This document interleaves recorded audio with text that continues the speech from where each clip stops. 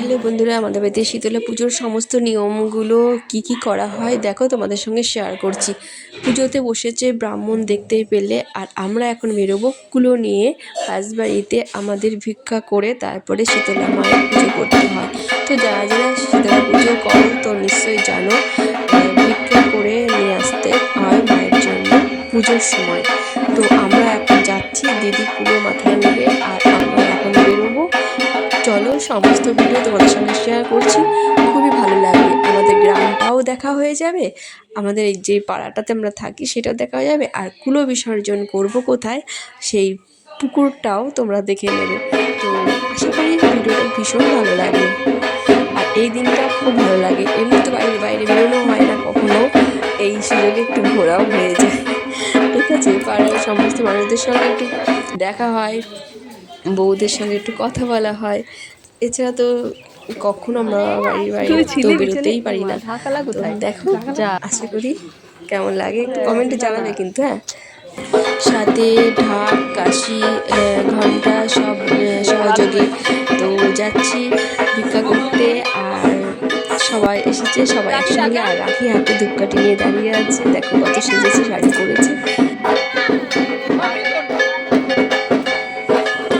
আর সবার বাড়িতে কুলো তোলার সময় হাওয়া দিয়ে, পাকা হাওয়া দিয়ে সবাইকে ঠান্ডা করা। কিন্তু বুড়ি বসন্ত সমস্ত বসন্ত রোগের নিরাময়কারী মা সবাইকে ভালো রাখুক, এই জন্য সবাইকে হাওয়া দিয়ে শীতল করা হয়। যে পাখাটা, এটার বিশেষ গুণ আছে।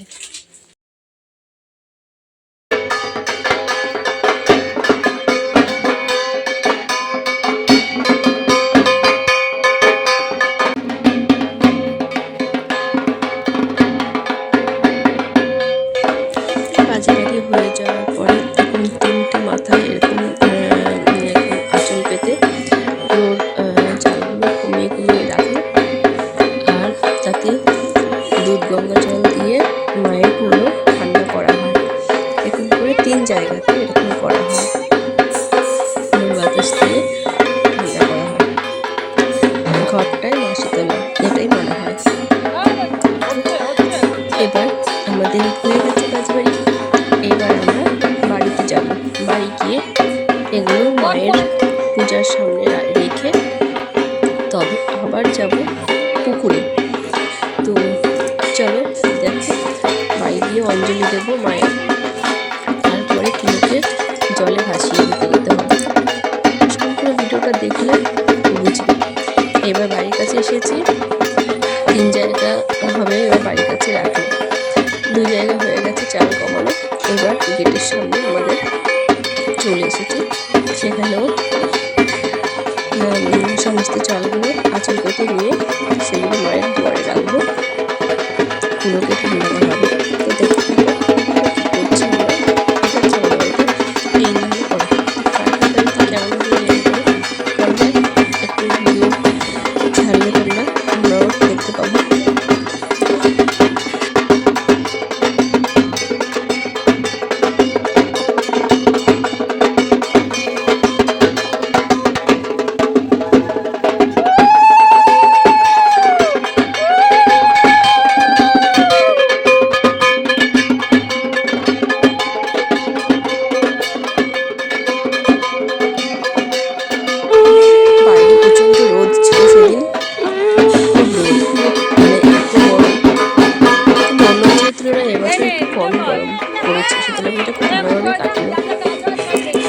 চাল সব বাড়িতে রেখে পূজার অঞ্জলি দিয়ে এবার আমরা চলে এসেছি পুকুর ঘাটে। এখানে জলে কুলোকে স্নান করাতে হবে। তো দিদি সবার বড়, আর দিদি কুলোটা নিয়ে জলে ডুব দেবে, পুরো এক ডুবে উঠবে।